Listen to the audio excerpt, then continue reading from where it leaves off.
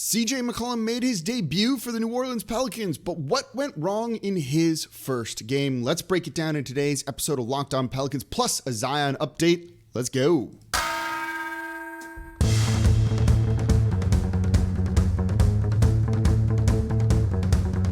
You are Locked On Pelicans, your daily New Orleans Pelicans podcast, part of the Locked On Podcast Network, your team every day.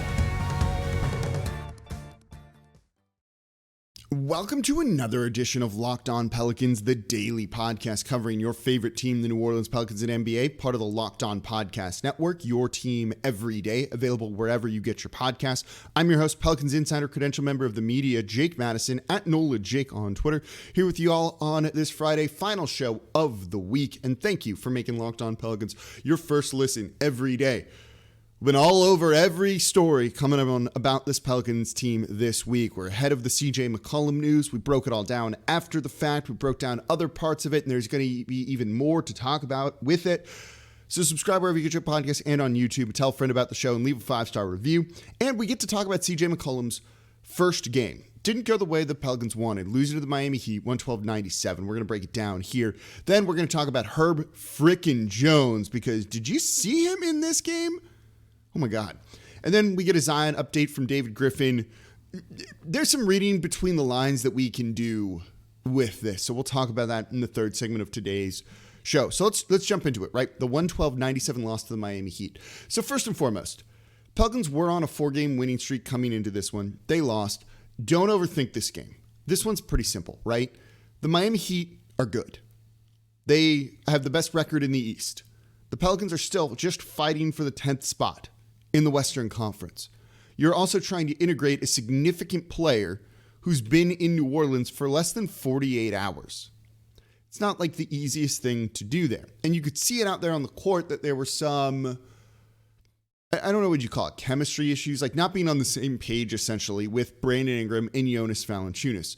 So it's a one-game sample, like whatever, right? In his first game here in New Orleans, Jonas Valanciunas had a terrible shooting night, and we've seen what he's capable of. We're not overly worried about it. We're not going to read too much into it. This isn't probably a big problem. The reason they lost this game is twofold. One, they didn't make their threes, right? This is a hallmark of the Pelicans season. They shot 26.8% from three, 11 of 41. Not a good number, right? Herb Jones, 0 for 2. Brandon Ingram, 1 of 3. Valanciunas, 0 for 1. CJ McCollum, 2 of 10. He's going to be better than that. For his career, he's a 40% shooter. Maybe he was just trying to show this team that he's one of them by shooting poorly from three, because that's what this team does. What a great way to build, be like, hey, you guys, I'm just like you. I'm not better than you. Don't worry about it, right? I don't know. Devontae Graham, 4 of 11. Not terrible. Gary Clark, 0 for 3. Jose Alvarado, really the only good shooter in this one, 3 of 6. Najee Marshall, 0 for 1. Garrett Temple, 1 of 4. Bad shooting night. This is what the Pelicans do, though. Adding CJ McCollum isn't going to make the other guys better shooters. That's kind of the problem. He will be fine himself, right? If he went 4 of 10, we'd feel fine, 40%. They still would have lost this game. He is not going to fix the three-point shooting issues himself. It's going to be guys like Devontae Graham, who almost anytime it leaves his hand, you can tell if it's going to be good. There's a slight hitch in his shot, I think, when it's going to be off. He does a little bit something different. It's not nearly as fluid. He's got to be better than going 6 of 15. He's been up and down all year, more down than up, I think, for the most part. And for what they gave up to get him, first-round pick, potentially, it's got to be better than that. So you're going to lose games when you shoot 26.8% from the field, but that number will get better when CJ McCollum kind of gets in a bit more of a rhythm, probably isn't as exhausted as he was in this one. Then the other part was, turnovers reared their ugly head at the worst time. 17 on the night, right? But basically in the fourth quarter, they had a couple of possessions. Brandon Ingram basically had 3 straight possessions where he gave the ball away. That's what did it right there. 6 turnovers in the fourth quarter compared to 0 for the Miami Heat. So even when the Pelicans got this one kind of close, they gave the ball away, and it really ended that. They'd be down 10, they make a run, get it to 5-6 points, and then a couple of turnovers would happen, and all of a sudden it's back to being double digits. That's not how you're going to win very many games. So those turnovers really reared their ugly head at a bad time. And part of that was just mucked up spacing. One, the Heat are a good defensive team. And when the shooting was just as off as it was, just kind of one of those things, like I shrug, like I'm not going to read too much into this because I think they made the right decision in getting CJ McCollum. I think he's going to be a great shooter for this team. In fact, I know he's going to be a great shooter for this team. So I'm not overly worried about it. Again, don't read too much into this. And you saw, in CJ McCollum's debut, kind of what they envisioned with him, right? You saw a couple of times that he was the only real guard out there and they would go super tall. Brandon Ingram, Herb Jones, Jackson Hayes, and Jonas Valanciunas, and Garrett Temple out there instead of Jax, and CJ McCollum. And he was running the point guard for him. He finished with 5 assists on the night. And you heard in his media availability before the game, David Griffin talking about how, he can play point guard. He can be a primary ball handler. They're certainly going to give him minutes at the 1, essentially. And again, once he gets kind of on the same page with his teammates, it'll work. You also saw him make the Miami Heat pay when they doubled Jonas Valanciunas in the post, and he kicked it out to CJ McCollum, and CJ nailed that 3 on the left wing in the first half.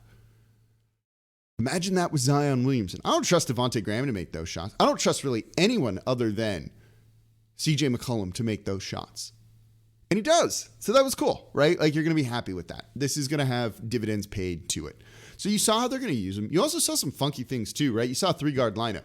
I said I wouldn't, you could convince me to start Jose Alvarado and not Herb Jones and CJ McCollum in the backcourt, but they ran Jose Alvarado, Herb Jones, and Devontae Graham alongside Herb Jones and Jonas Valanciunas, or Jackson and Valanciunas. You essentially have CJ playing the 3, right? You're running a 3-guard lineup, so it's not technically that, but they're doing some funky things that were kind of fun, and there were open looks with that 3-guard lineup that has some shooting and some like feistiness in it in Jose Alvarado. So I'm going to be curious to see if they do that more. But overall, this is them struggling to integrate CJ McCollum, who went through half a practice and a shoot around this morning. That's it. It's going to take some time. We saw this after the DeMarcus Cousins trade too, right? Like, they didn't win games right away after they traded for DeMarcus Cousins to pair him alongside Anthony Davis. That started to come next season. It's going to take a little bit of time. It's not a big deal that they lost, just kind of one of those things, and we will move on, and CJ will move on. They're going to get a crack at the San Antonio Spurs, a team you definitely want to beat because they're fighting for the 10th spot too on Saturday on Crew Davuna. All right, coming up, let's talk about Herb frickin' Jones, because that dude is so much fun. He's so much fun. Like, he might be, over Brandon Ingram and other guy, and Jose Alvarado, my favorite player on the team. I think he is that much fun of a player, and he did some special things in this game. So let's talk about it coming up here next in today's episode of Locked On Pelicans. Before we get to that, though, today's episode of Locked On Pelicans brought to you by BetOnline. BetOnline has you covered this season with more prompts, odds, and lines than ever before, as football is at the big game this weekend. And BetOnline.net remains the best spot for all of your sports scores, podcasts, and news this season. And look, it's not just football, right? BetOnline has up-to-the-minute info on pro and college hoops, NHL, boxing, UFC, along with live, real-time updates of current games. You can get in on that in-game betting. So don't wait to take advantage of all the new amazing offers available for the 2022 season, including all the player props you want. The over on Herb Jones blocks and steals. BetOnline.net, BetOnline, where the game starts. All right, thank you for making Locked On Pelicans your first listen every day. We're free and available 5 days a week for you all. No paywall or anything like that. Breaking down not just the biggest stories, but like the ancillary parts of that, the trailing parts of that are also important. Little things. We're talking about it all here.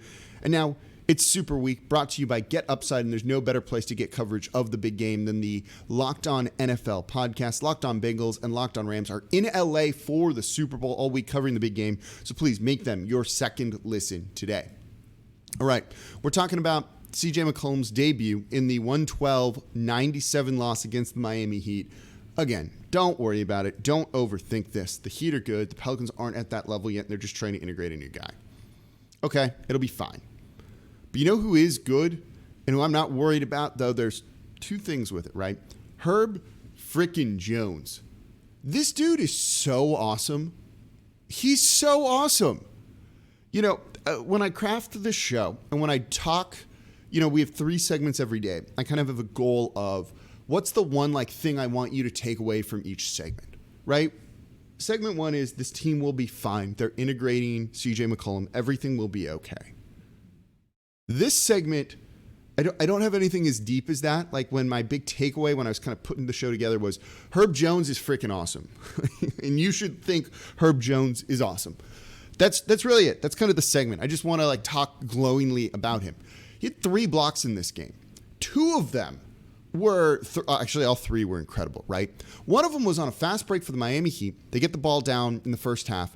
They get the ball inside. They kick it back out. And then they kick it around basically to the corner. And someone blew their defensive assignment. They went to go cover the wing instead of staying home on the corner shooter and letting someone else help over, right? You had a guy basically at the break. You had a guy in the corner, and you had a defender down on the corner guy. And he goes to cover the guy on the wing when the ball gets passed to him instead of letting someone else go and do it, leaving the corner shooter, the highest three-point percentage shot there is, wide open. I don't remember who it was. And then and I'm like, well, that's going to be a made 3.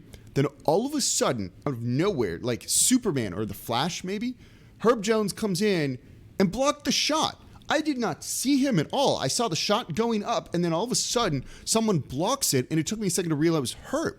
They didn't even have a replay on the big screen in the Smoothie King Center because, one, they probably were just like, oh, we don't need to film this. It's going to be a made Heat 3. And they weren't expecting Herb Jones to come in and do what he did, looking like a superhero, basically. It was awesome.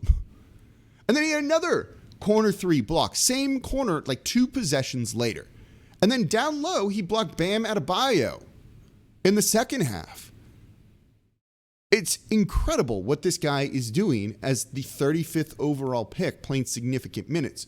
He gets screwed by the refs. He gets absolutely screwed by the refs. He does not get even remotely a friendly whistle, or a whistle that's as, I don't know what the right word is, relevant to him, like what it should be. He gets whistled on calls as if he was just a scrub defender who's screwing up, and he's not. He goes up and is just like pure verticality on a lot of these contests that he has on jumpers, and they call him on fouls that I don't get. Part of it is his feet are moving forward a little bit.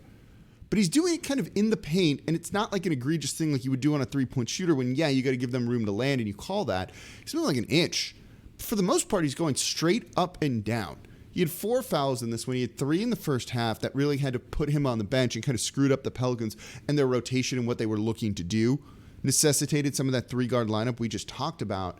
Whenever, and it's probably next season, he gets like an appropriate, that's the word I'm thinking of, an appropriate whistle from the refs. And the refs were bad in this one, right?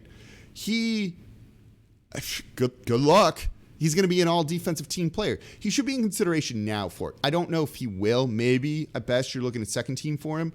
But he should be in consideration for it. He's not going to be in Rookie of the Year running, but honestly, for what he's doing defensively and the minutes he's playing, and when you kind of factor in where he was drafted and the expectations based around that, right? Like, you have higher expectations for Evan Mobley than you do Herb Jones, just purely based on where he was drafted. So when you kind of put, and look, maybe that gets counted in there, but probably not. But what Herb Jones is doing, man, I went to the team store to go look for Herb Jones stuff to buy. I was so freaking excited about him in this game. I'm trying not to swear, and I want to, and so I'm saying freaking a lot because he's that good. Those 2 blocks in the corner were just unbelievable. And the Pelicans, I love that they're keying in on this, by the way, and have now in the arena like a graphic they play after he makes a big defensive play, and it just says not on Herb. It's awesome. This guy is so good. He needs to start getting some more national recognition. He's not going to win Rookie of the Year, right? He's not going to probably finish in the top 3 of Rookie of the Year. But he should at least be talked about in articles when they're writing about Rookie of the Year. Maybe he's your token 4th or 5th guy in there, I think. But he should be in the conversation somewhat, even if it's just ancillary, because he's been that good. I cannot say enough good things about Herb Jones. He might be my favorite player on the team. So we go from good stuff to a little bit less good stuff. We got an update on Zion from David Griffin, not the one we were expecting. Let's talk about that coming up here next in today's episode of Locked On Pelicans. Before we get to that, though, today's episode of Locked On Pelicans brought to you by Shopify. Cha-ching! I love that sound. It's the sound of another sale on Shopify, the all-in-one commerce platform to start, run, and grow your business. Shopify gives entrepreneurs the resources once reserved for big businesses. And I used to work in banking. I know treasury management tools where you can take credit cards, online orders, things like that. They're expensive, and they used to be super expensive, right? But Shopify is going to make it easy for any business to get access to this so that you can compete with the bigger people. Upstarts, startups, established businesses alike can sell everywhere and synchronize online and in-person sales and effortlessly stay informed, because scaling your business is a journey of endless possibilities. I love how Shopify has the tools and resources that make it easy for any business to succeed from down the street to around the globe. And Shopify powers millions of businesses from first sale to full scale. You can reach customers online and across social networks with an ever-growing suite of channel integrations and apps, including Facebook, Instagram, TikTok, Pinterest, and more. And you gain insight as you grow with detailed reporting of conversion rates, profit margins, and beyond. You've got to know your numbers, and Shopify is going to make it easy to do so. More than a store, Shopify grows with you, and this is a possibility for your business powered by Shopify. So go to shopify.com/lockedonnba, all lowercase, for a free 14-day trial and get full access to Shopify's entire suite of features. Grow your business with Shopify today. Go to shopify.com/lockedonnba right now. Shopify.com/lockedonnba. All right, today's episode of Locked On Pelicans also brought to you by Built Bar. It's that time of year where you probably give up on your New Year's resolutions. King cake is everywhere.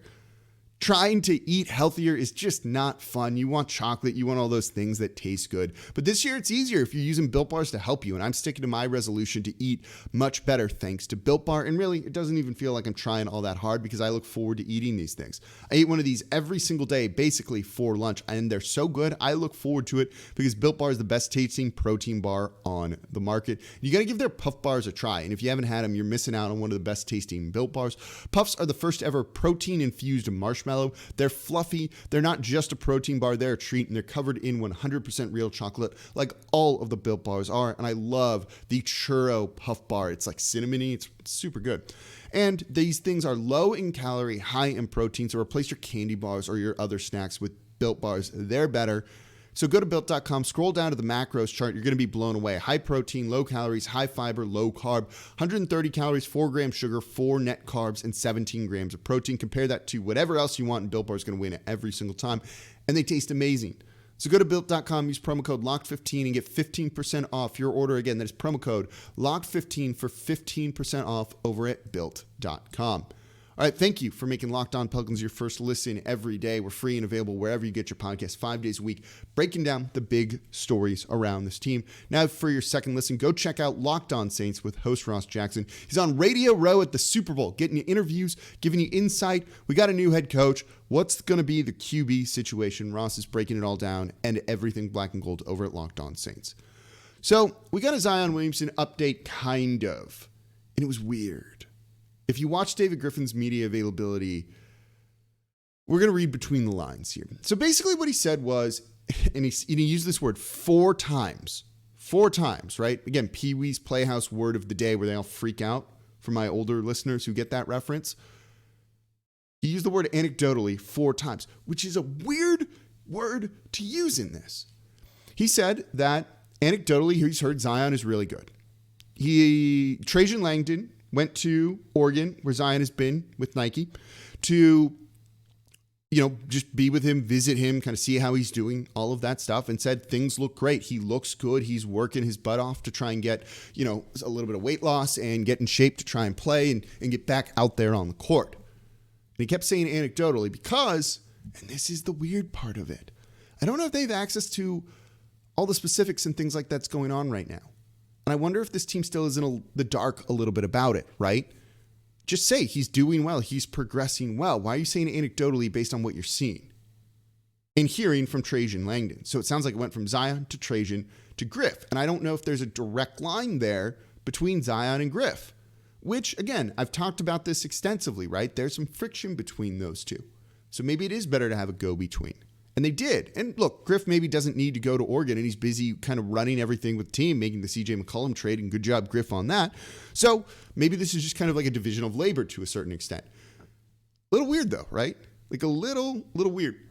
So what Griff said was, probably towards the end of next week, he's going to have more scans and imaging done to see how the foot is healing. So maybe that also just hasn't been done in a while, and, or maybe it has. And, I think they just might not know how it's healing until they do those scans, and they gave him kind of some time off, go do your thing, rehab. Well, look, I can tell you from sources, that Zion's lost a good bit of weight.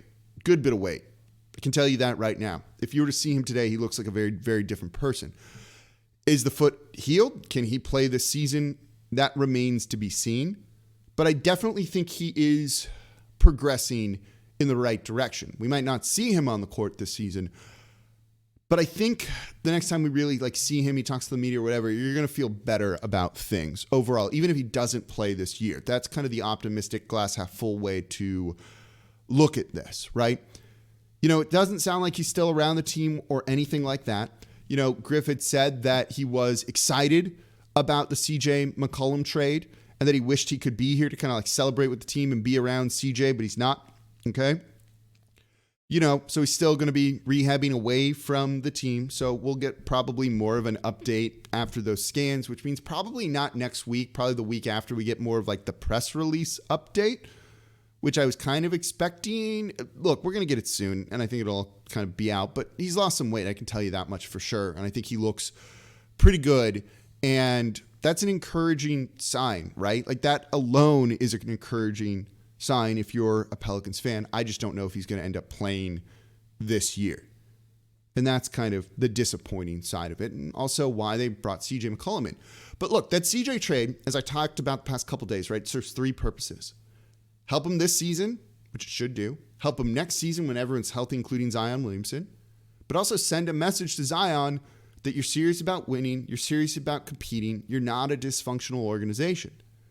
And if what Griff is saying is true, which is not the easiest way to look at things he says, and Zion's excited about it, they've accomplished that third goal too, and I think that's a really important thing. So we might not see Zion, but I actually think there is a lot of reason for optimism around him. But we'll see once we get more imaging and whatever, as I've been waiting for 2 weeks on this, right? The next official update on this is.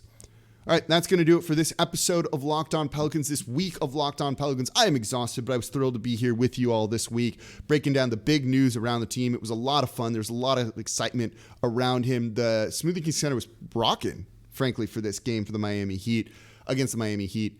I love it. It's a fun time to be a Pelicans fan. We're going to be covering it all more next week as we break down the game over the weekend, get you set for Monday, and this homestand continues. 3 games next week. That's a big deal for New Orleans, so we're going to be talking about it then. So thank you all for listening. As always, I'm your host, Jake Madison, at NOLA Jake on Twitter, and I'll be back with you all on Monday.